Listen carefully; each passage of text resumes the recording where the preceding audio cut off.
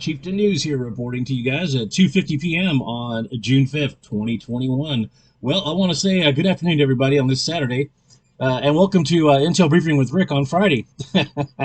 That's just the way it went, guys. I have had a onslaught of news come in. I mean, last minute, and this briefing is going to be really good, guys. You're going to like the information coming out. I hope you feel what I feel when I hear this news. I hope you feel that it's the truth.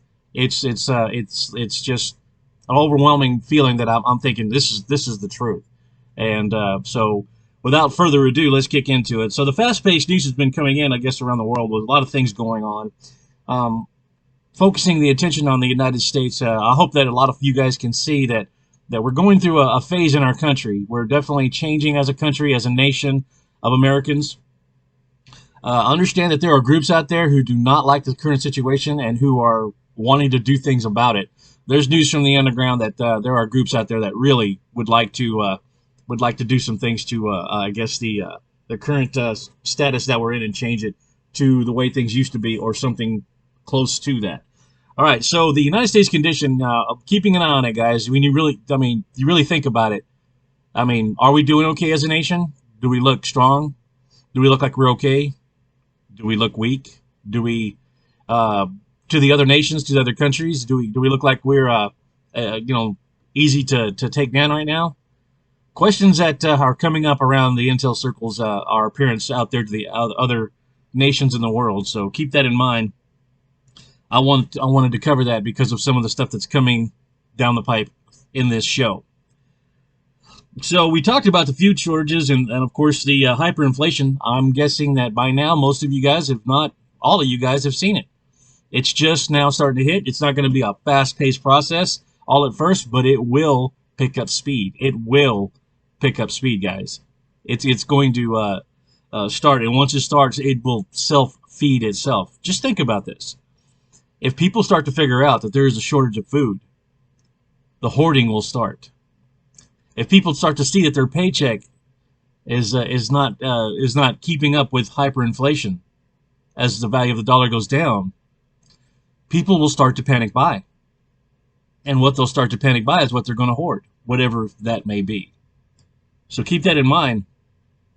The food shortages I'm hearing worldwide, globally, is starting to set the stage, along with the cyber attacks on the subways, on the meat, the meat industry, and on the gas pipelines. These cyber attacks that we're starting to see, where they're saying it's Russia all the time. I don't get that, by the way.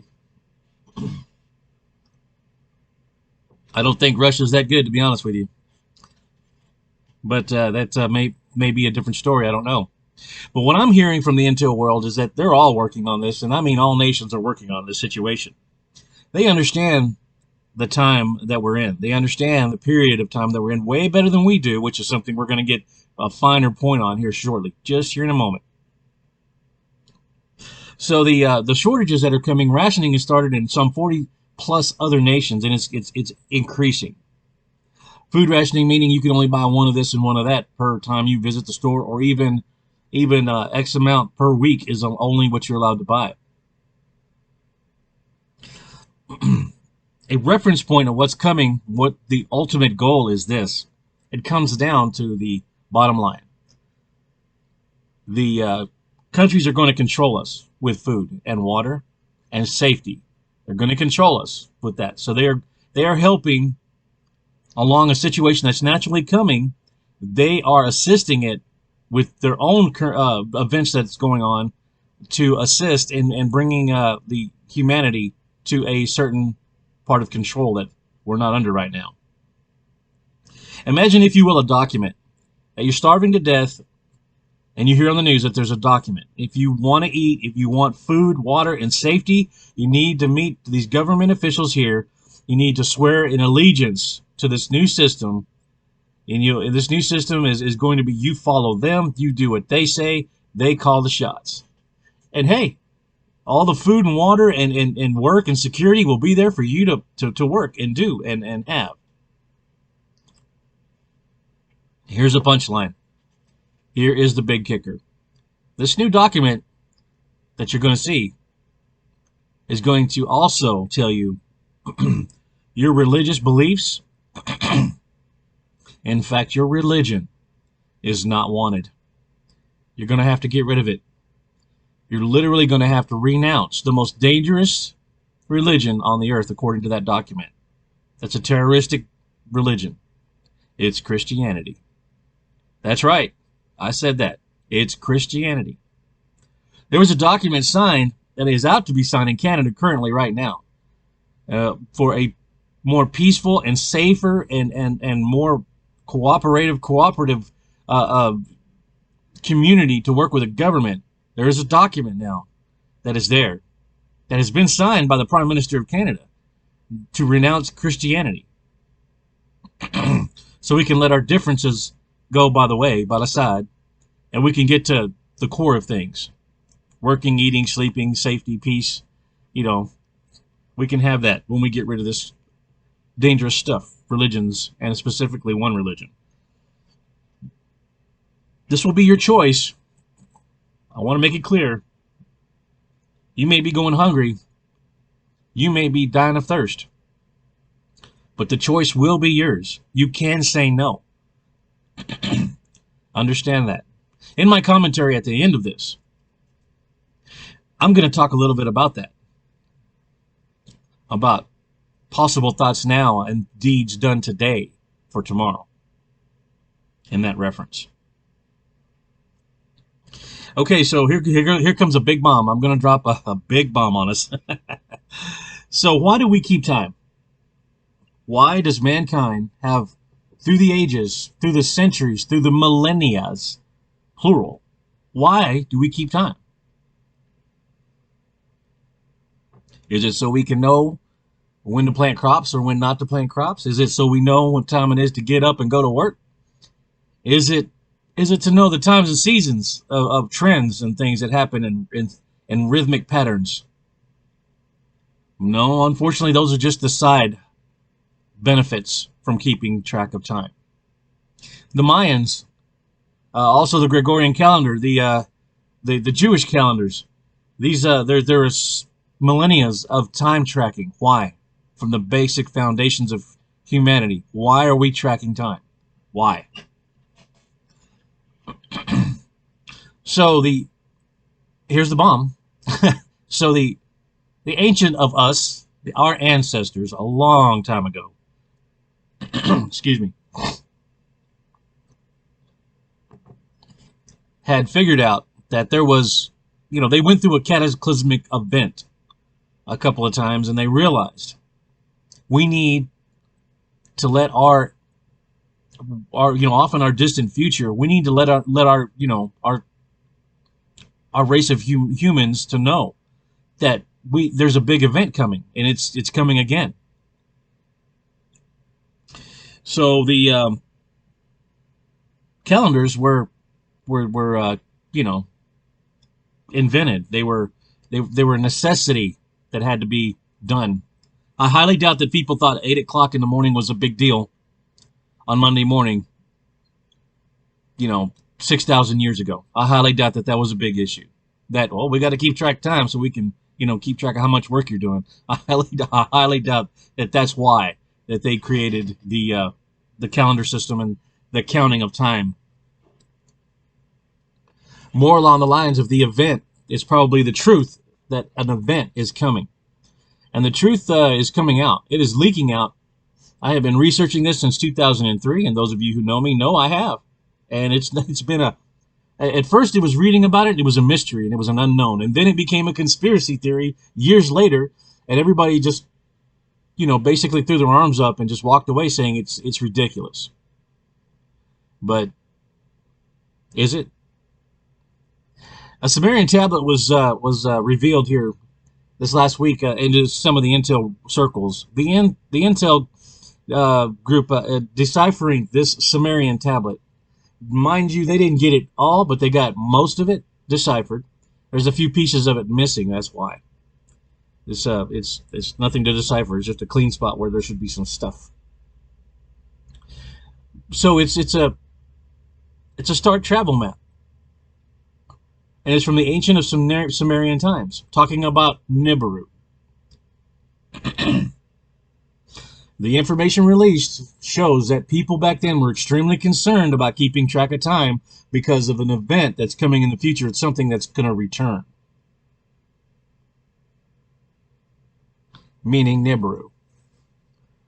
Another planet, in another solar system with another sun that is part of our solar system. So anyway, they know the date. They actually know the date. They knew the date back then that it would be coming back around. And it talked about the angelic beings that helped him out the times before, and that this time there would be no angelic help. But all the times before there was. But this is the last time, according to this tablet. Interesting, very interesting, is it not? Just the sheer depth of the contemplation that kicks off all the question marks that fly up in the air with some of the things I just said. So they know the date, guys. They have the date. They know it. They know it. I haven't heard the date yet, but I heard they know. They know. It's coming. It's coming. They know that we have an encounter with another solar system that is part of ours, a sun with a few planets around it, a brown dwarf star, if you will. It's going to come by, and it's not going to do us in. By the way, this isn't a cataclysmic.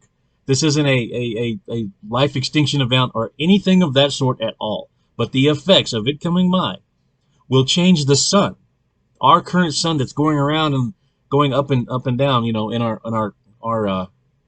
our day will change. It will start to produce different types of emissions of light.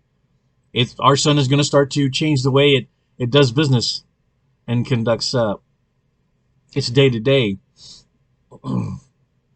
the fission that it does. So think about that, digest that, do your own research on that. Back in 2003, when I heard the story about this coming from some guys who I knew that were in the government, I thought it was ridiculous. I laughed pretty hard and told them they were full of it. And they said, well, why don't you go certain places and look? Now, mind you, in 2003, the internet wasn't a big deal as it is now. There were scientific articles on it that I read. There were the effects. Now, that's what got me, is the effects of what I read. What it would do to the planet. That's what caught my eye. The increase of earthquakes, volcanic activity, the ability to change the light in the sky, the waves in the oceans being disrupted, causing crop failures and other things that come with that, famine and plagues, sickness. And I was like, man, I've read this somewhere before. This is kind of strange. And of course, I'm talking about the Bible, the Christian Bible, that it talks about these things happening, these events. And I realized back in 2003 that this was a likely candidate to fulfill Bible prophecy in 2003. I was already studying the end times before that, in the 90s, but it really picked up in 2003. Ever since then, I have known that this was a real candidate, a viable candidate, to come and do Bible prophecy for us, firsthand, show us what's up in the future. So I've stayed the course ever since then. Only to come full circle with all my friends giggling at me and laughing at me, thinking that, yeah, I am surely a good value of entertainment. But now they have called me back here recently and are starting to figure out and have asked me, what were you saying again back then about this, that, and the other? And I'm like, I'm glad you woke up. I'm glad you're here now. I see that all my efforts from back then coming full circle were not in vain. Not entirely. So moving further off, the next bullet point here. So since they know the date, I'm going to tell you. Recently, China made an artificial sun reactor that did something that was groundbreaking and world record breaking. They produced, check this out, nuclear fission here on the Earth in a chamber for a short period of time. The temperature went to over 1,000,000 degrees. The earlier attempts couldn't even get close to this. It was like 100,000 degrees or something like that. But they basically created a solar conditions here on the Earth for a short period of time. All the Earth's governments, all the nations are working on this together on a scientific level, not on a diplomatic level, not on a military level. Well, I mentioned there are some military components there, but it's being done in the dark, behind the curtains, where we can't see. Okay, now, I think they're playing with some serious toys there. They need to be careful. I think that's something in their best interest to. I hope that they are definitely looking out for the whole world, the best interest. But why are they doing this, though? They're doing it for energy sources. That's why they're doing it, according to some of the intel that's coming in.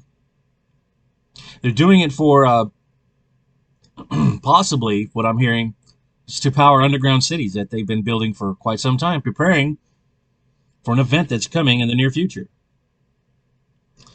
I've covered some of this stuff and touched upon it, but today's kind of groundbreaking because it's all the dots are starting to connect themselves. I'm not connecting them, they're connecting themselves. As the intel comes in, it becomes clear what's going on. You know, I talked earlier about the underground cities being built because of times of trouble that are coming and everything. I've talked about another solar system possibly, that's been talked about through the ages and stuff, and now more proof is showing up from that. Now we've got a power system that they're trying to create, that they've done some groundbreaking things, and they basically produced a sun here on the planet in a controlled environment for a short period of time and shut it off. Only to find out that the intel coming in is that's to power the underground cities. And it's abundantness to do it because the cities are extensively large, I guess. So let's get back to the gigantic volcano. I got some update about that. Moving to the next bullet point. The volcano is huge. We got some more dimensions on it. The intel guys said they were asking about Hawaii. They were asking about was it because they said northern Pacific? Well, let me put a finer point on it now. This is the size of it. According to the intel sources, this volcano, Hawaii, and the chain of islands is literally sitting on the left, or should I say the east? Scratch that, the east.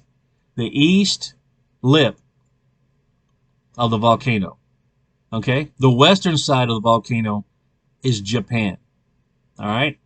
And it's kind of an oblong thing, the shape of it, the caldera. And it goes up, so you can basically look on a world map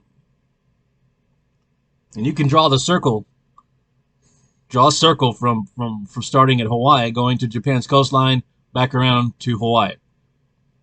That's a big boy. That's a big volcano. The effects of this volcano caught my eye again. The effects of what this could cause, and what I'm hearing again, I said, hey, I've read this somewhere too.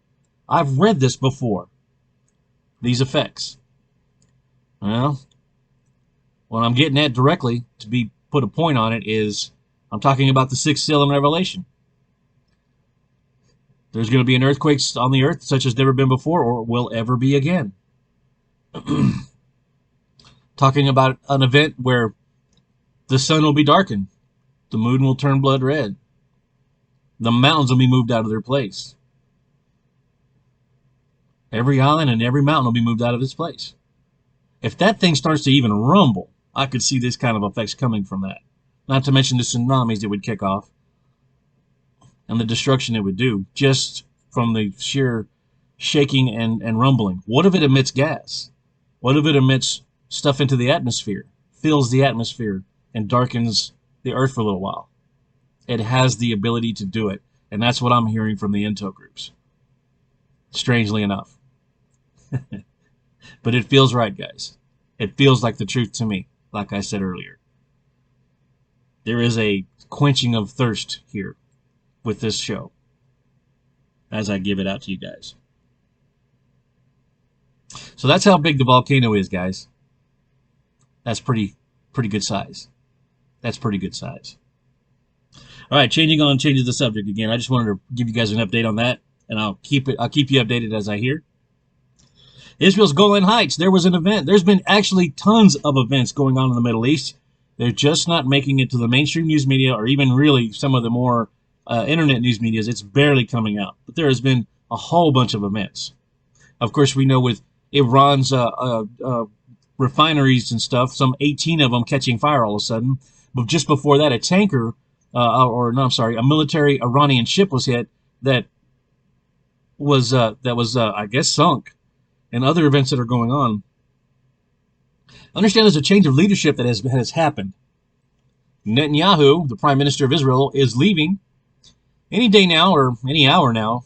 He's leaving office, and Bennett is going to take over for the first 18 months. Then Labid will take it from there for the next 18 months, and they will be working together, obviously, through the whole ordeal for the new Prime Minister. The Knesset wants a stronger Israeli government. They don't want it so diced up. They want unity. They want to get stuff done. So a Syrian military outpost was struck here just recently in the Golan Heights. This post was too close, and things started coming to it supply-wise, and Israel didn't like it, and they hit it. They tore it up. So they didn't even let it get finished. Which is a very, what do you say, very prophetic events happening. Like I said, the Golan Heights, the Golan Heights, the Golan Heights. When Israel gets into a big old battle there with Russia, China, and Iran, and Syria, and all the Middle Eastern nations go up against it in the Golan Heights, and Israel's pushed back out of the Golan Heights. Put your end of the world, put your end of this world cap on, because this time and age will be changing. We'll be leaving at that point, and a new day and age will begin. The tribulation is going to start, and leading to the great tribulation. As a Christian, do you wonder if you're going to be here or not? Do you think you're going to get raptured up just before it starts? It's possible. Do you think it's going to happen in the middle, going from the tribulation to the great tribulation? Again, it's possible.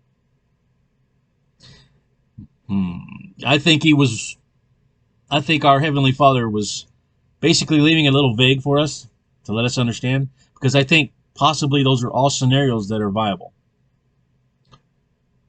So I don't think I would count on that. I think I would prepare for the worst. I'd be hoping for the best for sure, but I'd be preparing for the worst. And I'll get to that more about that in my commentary.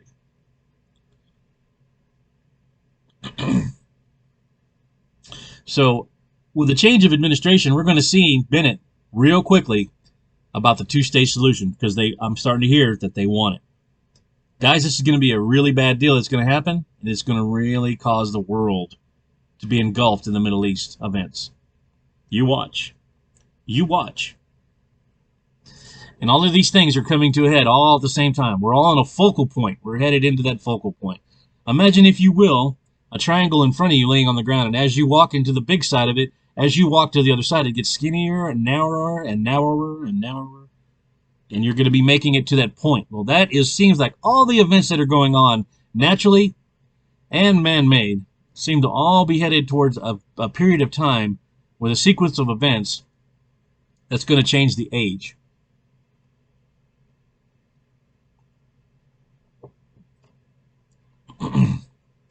So moving on to my commentary, guys.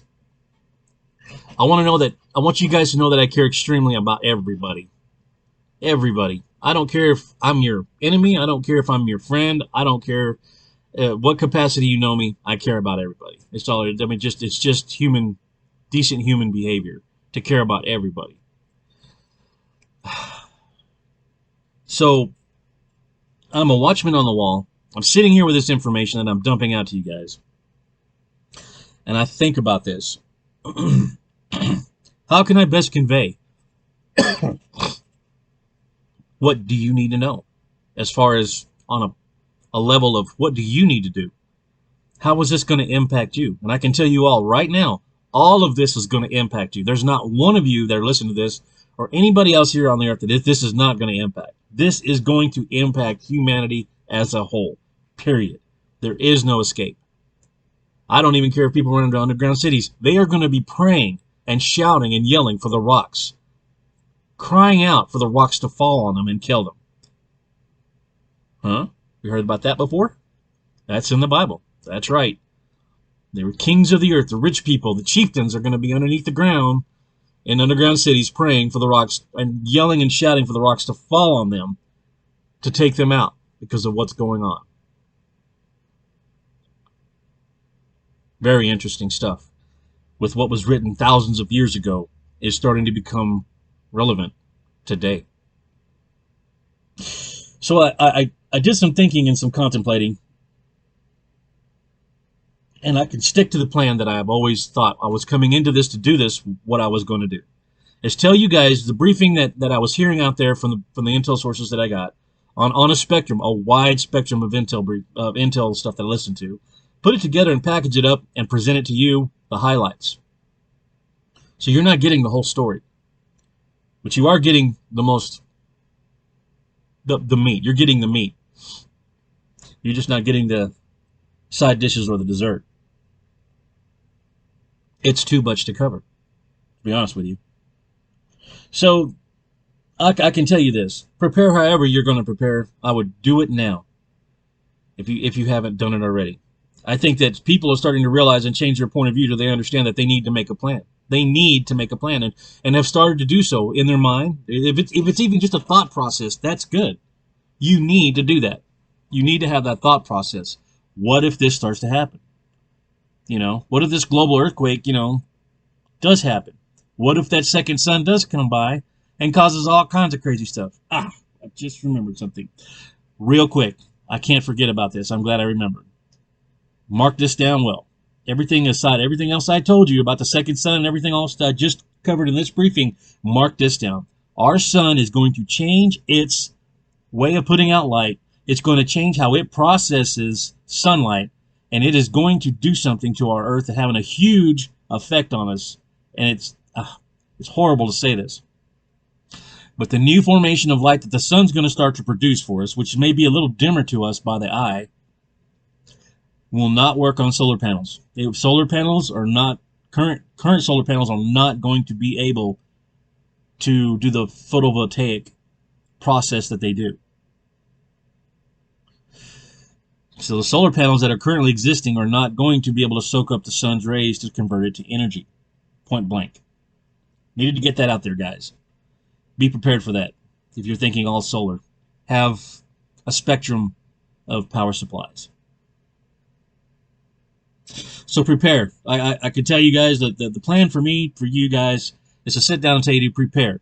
Hope for the best, prepare for the worst. Expect the unexpected. Always expect the unexpected. Be ready to roll with that very quickly. The quicker that you decide, okay, I'm looking at something, I'm processing it, okay, I don't like what I see, but I'm not going to go. I'm going to go to denial with it extremely quick. Oh no, okay, fine, I've done that. Let me put that aside. Now react to combat it. You have to speed up your process of preparing. That first stage of denial, you need to get over that very quickly in the times ahead, in the near, short future. Make your plan. Make your plan, think it out methodically, and then prepare physically for that plan as best you can, and then get ready. If it doesn't come, you know what? You'll be prepared for little events if they happen anyway. Power outages happen all the time across the United States, across the world. Floods happen all the time. Severe weather happens all the time. So, with utilities and stuff being affected, you may be better prepared for that by preparing for this event.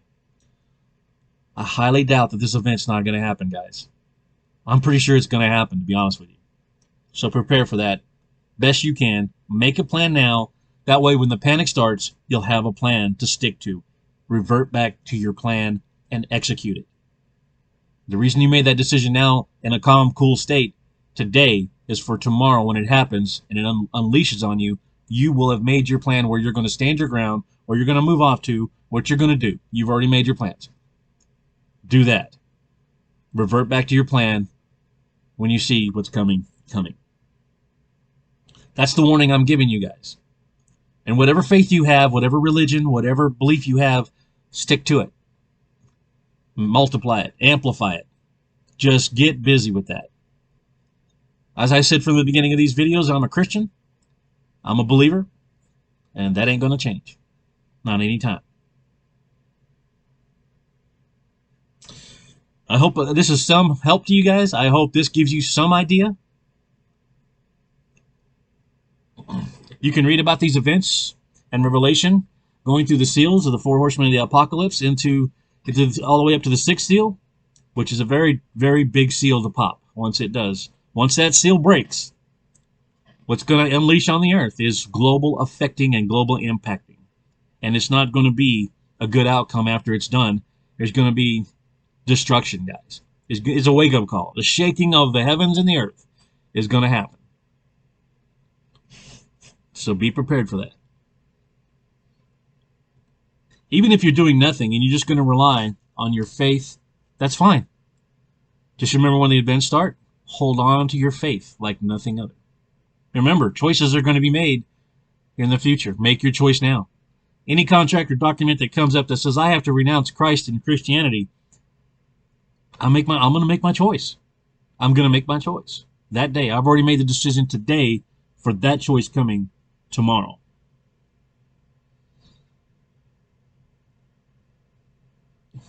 I would rather get the results of where that leads to than to not take it, then take it and the results that where that leads to. It looks like the way out, but it is not the way out. To sign a document to renounce what you believe in. And it's not going to be just Christianity. I want to make that clear. It's going to be religion, period. It's going to have to be abolished according to the new government structure coming in the near future. Guys, I hope this has been informative. I hope this Intel briefings are helping you guys out. Again, like, subscribe, all that good stuff. Give me some feedback, good or bad. I'd like to hear it all. And I'd like to let you guys know that I love you guys all, and I think all you guys are seriously awesome. Anybody who sits here and listens to me for 31 minutes and 58 seconds is awesome. Be honest with you. Well, I hope you guys are doing well. I hope you have a great weekend. Sorry if the Chieftain News update Intel briefing with Rick is late on Saturday, but like I said, things just happen. And I hope you guys have a great weekend. Enjoy your families. Enjoy your friends. And think about what I've said. Do your own research. Look it up. Lots of this stuff that I'm bringing up is all able to be looked up, and it is findable. It's just not being covered in the news, but it's there. So take care, guys. God bless. Love you all. Chieftain News out.